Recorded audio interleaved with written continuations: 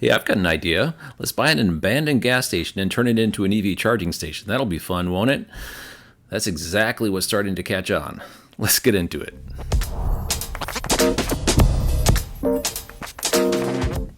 Let's trace this back a little bit. So, March 2024, early last year, Shell kind of shocked the news wires by saying they were going to close 1,000 gas stations and instead start building EV charging stations greenfield that were not gas stations, not convenience stores, just EV charging stations. That press release got all kinds of headlines. That really caught people in news. The gas companies are going out of business. They need to buy EV charging, and and all these types of things were going on with that headline.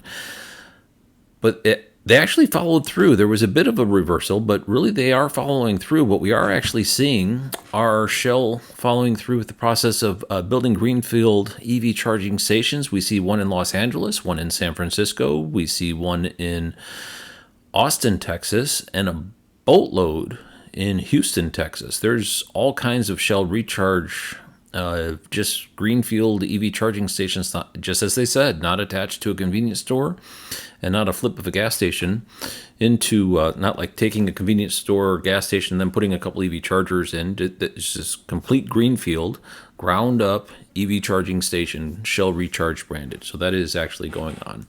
But the concept of taking an abandoned gas station that was, the narrative is that they're suffering because no one's buying gas cars anymore. So you have to put in electric vehicle charging because EVs are so popular, and so the gas stations are going out of business, so you turn them into electric vehicle. That's really the narrative. And really the only place that that's going on as the narrative is describing is in Norway and other parts of Europe. There are actual cases where the adoption rate of electric vehicles are so high that they are, instead of building gas stations, they're building just EV charging stations, and they're not even putting in gas pumps anymore. And there are also locations where they're ripping out gas pumps and they're putting in electric vehicle charging instead. And when they build new stations in general, occasionally they'll do all EV, but in general they'll put a couple of gas pumps and mostly EV charging. Normally that's what's going on in Norway nowadays.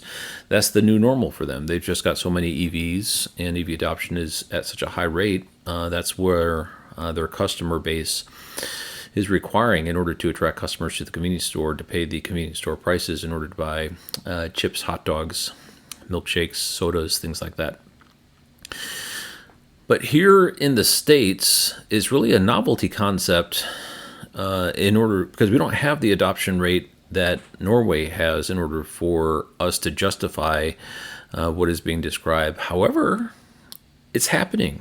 It's like literally happening right in front of us. It's like the boiling point is being reached or something. I don't know. So Ayana was the first to get the headline, and they did so with so much press. It was a lightning bolt on the wires, with the Apex Rechargery getting a 100-year-old gas station in the heart of a historic town right near Research Triangle Park, Raleigh-Durham area, and flipping it into a very distinguished electric vehicle charging station that was their flagship location, that opened with much pomp and circumstance. All 8 OEMs showed up in order to cut ribbons at the location and talk to the press. I myself was there. It was a beautiful event, very well orchestrated, and obviously a ton of money getting dumped into that place. It got built on a timeline that really couldn't be replicated by anyone else besides Ayana. They have a tremendous amount of passion and means at their disposal in order to turn these stations out. So the Apex Rechargery was the first one, but that wasn't the last one in the Ayana portfolio. They also got something which was a compressed natural gas abandoned location in Ohio, specifically Reynoldsburg, and flipped that in short succession to an electric vehicle charging station. Nice thing about it is the canopy's already built, and the building is already built and is already zoned correctly, so you don't have to go through any zoning commission. So for them, on a very fast-paced spin-up of a CPO, it's almost opportunistic or convenient in order to just buy an abandoned gas station and use that as the bones for the station that you're going to build, because permitting is already in place, and they do have to do something with the tanks underneath the ground. So in Reynoldsburg, Ohio, because it was compressed natural gas, I don't think they had to rip any tanks out of the ground. I think those were all above ground. But Gardner, North Carolina, they did have some problems with tanks, and there was mention of that in a recent interview with Kyle Connor.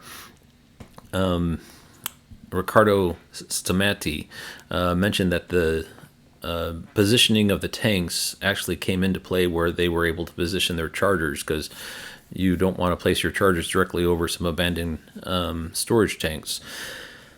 But that being the case, is a opportunistic marriage of convenience where they're purchasing gas stations, and it seems as though it's with some regularity that this is going to be happening in IANA locations. We're seeing multiple sites spring up out of the ground. And I'd say, I don't know, maybe 5% of them are gas station flips. And sometimes they'll flip another property that is not a gas station, but it still has the right zoning. And then they'll just plop in one of their canopies, all the chargers and everything, and then whatever facility was on that property previous, they'll reuse that as a driver lounge or something else. So it's not only gas stations they're flipping, but gas stations do seem to be the most prominent thing that they seem to be flipping. However, just this past week, a company that has no means to the level of IANA outdid them. And I'm going to get to this, and this was really something. So here we are in the United States with our EV adoption rate not as high as Norway. We're flipping freaking gas stations into EV charging stations. This is really stunning to me. I mean, we would have thought this would have been maybe 10 years in the future where this boiling point actually happened, but it seems to be happening now, like today, 2025. So CPO Red E, which is based in Michigan, and their claim to fame is they had many NEVI awards. They were able to get that process down, and they were a very big recipient of many NEVI awards. However, that seems to have dried up, but that didn't really stall them out. They actually put in a station in Charlotte, North Carolina, not too far from me. But there's a program in the state of Illinois called Driving a Cleaner Illinois, which is a joint program between the state of Illinois and ComEd, which is the local electrical utility. And in the town of Fulton, and I had to look up exactly where that is. I'm born and raised in Illinois, and I've never heard of Fulton, Illinois. And it's not on an interstate. But it's near the Mississippi River, near the Iowa border, way out there in the northwest portion of Illinois, and surrounded really by nothing. The only thing that has claim to fame is the river. It's close to the river. I think that's the only thing really sustaining that town. There was an abandoned gas station that had a canopy and a convenience store that was closed, completely abandoned, and Red E, through the Driving a Cleaner Illinois program, was enlisted in order to provide the charging, and the community seemed to rally around the concept of revitalization of this eyesore in the center of their town. It's not right in the center of the town, but it's very close to one of the parks that is adjacent to the river. And so there was a picture on LinkedIn from one of the Ready executives showing townsfolk and children helping with the dirt turning of the commissioning or the building of the station. And once it was completed, we had 2 electric vehicle charging dispensers or chargers with 4 stalls underneath the canopy, immediately in the same positioning as the gas pumps used to be, and a convenience store which is now open for business. But here's where they're exceeding even IANA. They put a sign out front, and the sign has the price per kilowatt hour for the electricity dispensed. So the future is now. It's right now, and it's in Fulton, Illinois. This is something that many people in my social media musings have been asking for. Can we just have a sign out front that tells us how much the electric charging is going to cost me when I pull in there the same as gas? And the answer is yes, you can. All you have to do is go to Fulton, Illinois, and look at the flipped gas station that was abandoned, which is now a vibrant convenience store and a pull-in right near the Mississippi River in order to get your electric vehicle charged. Right now it's free, so everyone go to Fulton, Illinois to get free electrons. And so the price on the sign on the street reads $0, but the indication from the post on LinkedIn is that that will soon change to reflect the accurate pricing that Red E is charging for electrons there at that location. So I personally think this is remarkable, and I don't think this is just an anomaly. I think we are now seeing the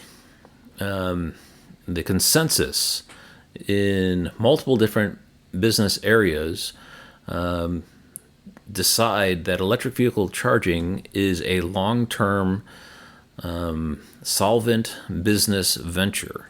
And one way of quickly getting an electric vehicle charging station that you don't have to do a greenfield from scratch is to flip an abandoned gas station, because the zoning is already in place and likely there's an attached facility that you could revitalize. And then all you need to do is have energy delivered and put in your chargers, and away you go. And very likely you'll have a canopy as well, which is what we're seeing at the Iona stations and the brand new station by Red E in Fulton, Illinois. Very exciting. I hope you're excited. You're as excited as I am. I think this is really cool to witness stations like this start to pop up across the United States. Thanks for watching.